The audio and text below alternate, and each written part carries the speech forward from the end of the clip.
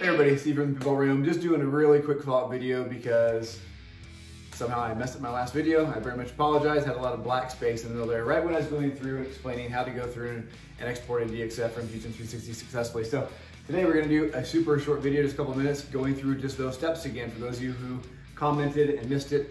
So this is going to be about how to go through and export a DXF file from Fusion 360 around October of 2023. I say that because Fusion 360 is awesome. It's constantly being updated and being improved and more things added to it, but sometimes they'll have some very drastic UI changes or changes to their tools and organizations. So if you're watching this video 2 or 3 years from when it was recorded, the options may be in slightly different locations, but I think the general tool and premise probably isn't going to be going away. The reason I even included this part of my video is because I went through when I was trying to work on my playfield art for my pinball machine.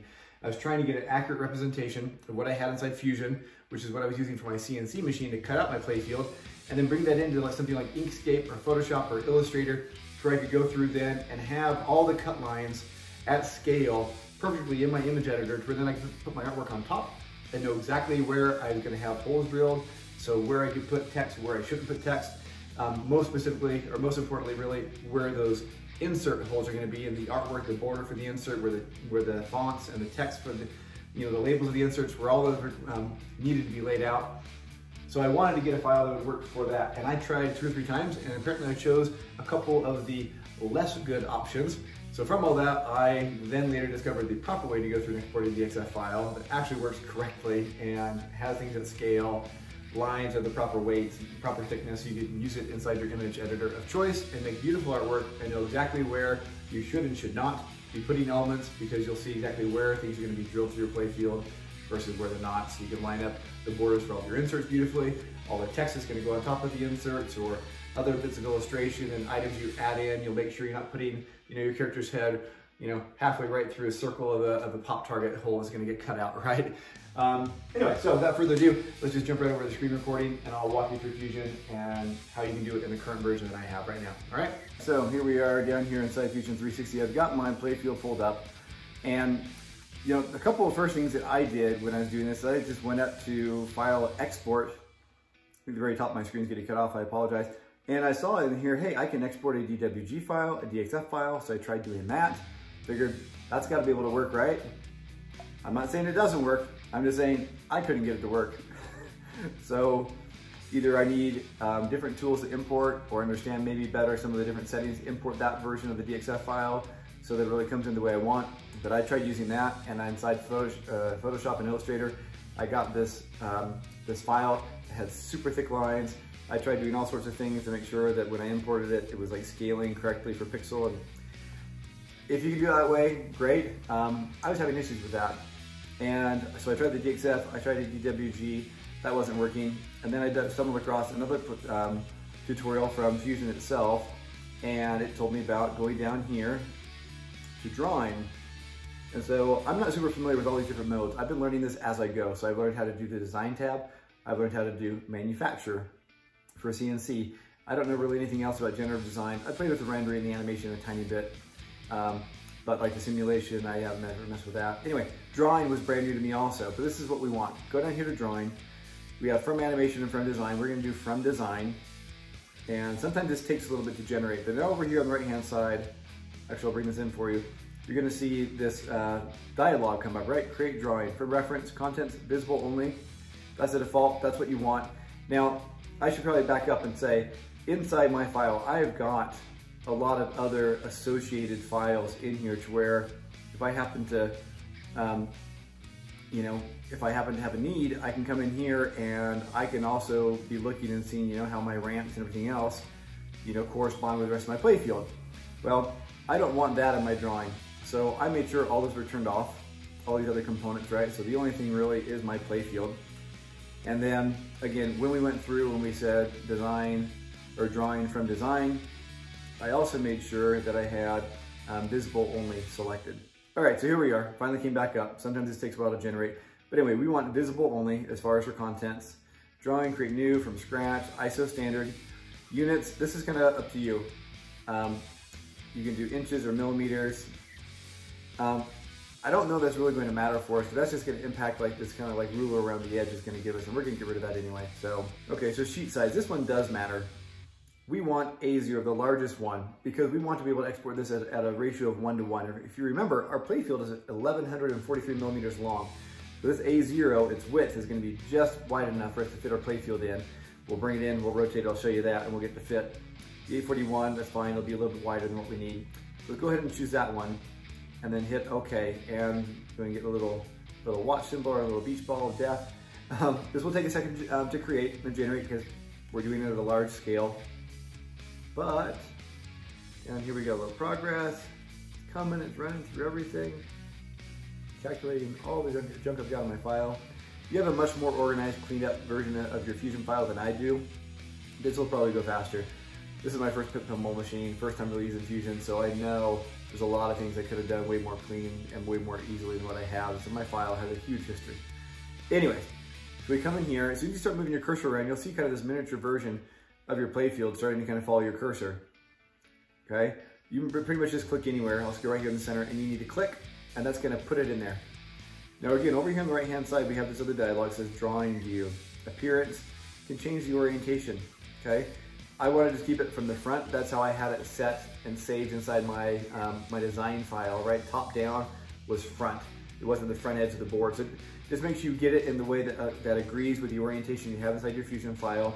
When you're looking, you know, down on the playfield, is that from the top? Is that from the front? Is it from the back? You could have it, you know, oriented a lot of ways inside your design file. Just make sure that matches. And it, I believe it always is going to kind of come in and remember what your orientation was from your design tab. Mine was front, so it came in front versus top. Style, we have visible edges. That's what we want. We just want the visible edges. We don't want anything else in there. We just want crisp edges for all of our cut lines. There's also, you know, visible and hidden for things from down below, etc. We don't care about that. We don't want that. We're only going to be worrying about the top side of our playfield for artwork, right? Shaded, nope, we don't need that fancy stuff. Hidden edges, nope.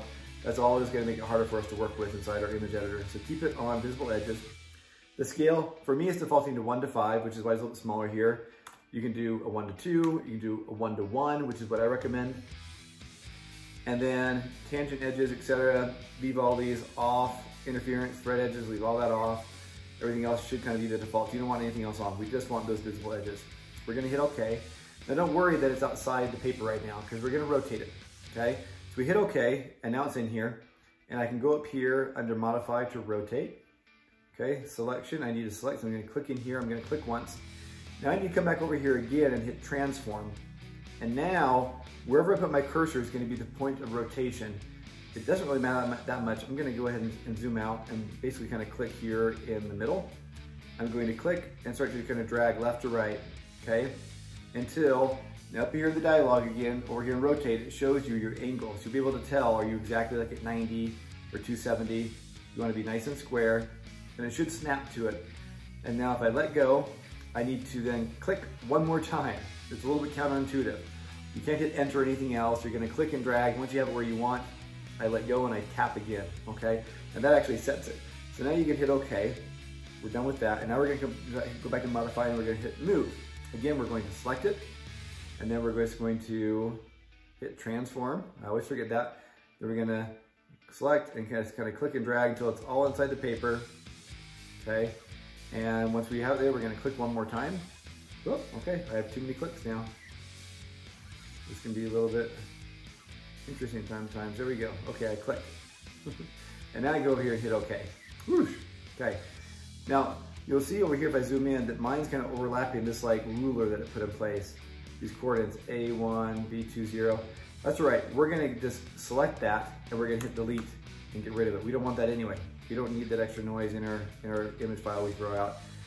This one, you can take it or leave it. Once you get inside your image file, you can ignore it. It's outside the playfield, right? But I just go ahead and I just delete it, because then what I'm going to do, once I have all this, I'm going to take it inside Photoshop. I'm going to crop this down to just a playfield, and so I don't need to worry about the rest of that junk.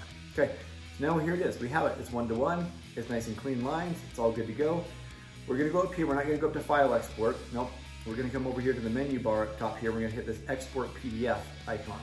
Okay. Sheets, all sheets. We only have the one sheet, so it doesn't really matter, but you really just want your current sheet in case you've generated more than one sheet somehow. Do we want to open the PDF afterwards? We don't care about the line weights. Yes, we do care about the line weights. Let's go ahead and hit OK.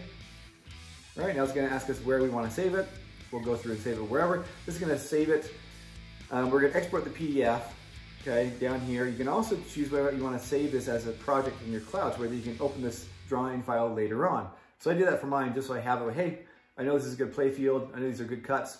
I'm gonna save it, have it in my project so I don't have to worry about going through all of this to generate and rotate and have all that. Next time I'll just be able to have it in there. So I've already done that, so I'm gonna hit cancel.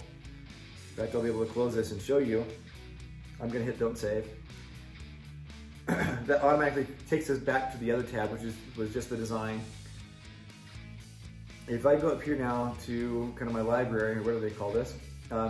You'll see here inside my projects, I also have this LZ for Led Zeppelin Quick Cuts to Drawing that was saved a few weeks ago. And so I can click on that, I can open it up, and it'll bring it right back into the drawing tab for me. And I'll have it, I can export another PDF, I can rotate it around.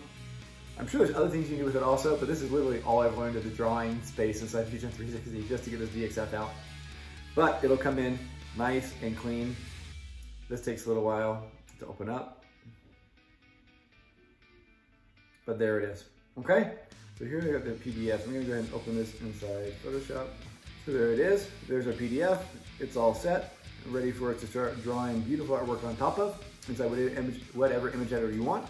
And you know you've got the proper scale, and look, we can zoom in here, and these lines are nice and thin. They're not huge, but they're just the right size. You can take this as a layer, throw it into another artwork file you already have. But this will go through and show every last little post hole, everything you've got in here, slot switches, your edge of your playfield cuts, everything. And you're all set to go, okay? All right, that's it, everybody. Thank you so much for watching. I really apologize that I didn't get that edited properly in the last video, but for those of you who needed it, there it is. Hope that's helpful. If you have any questions, please drop them down below in the comments. As always, if you haven't started creating your own pinball machine, why not get on it? There's no time like the present. If you wait till tomorrow, you're just one day further along and further behind on your project, right? It's a lot of fun, guys. I really encourage you to do it. And again, thanks for watching. We'll catch you next time. Bye-bye.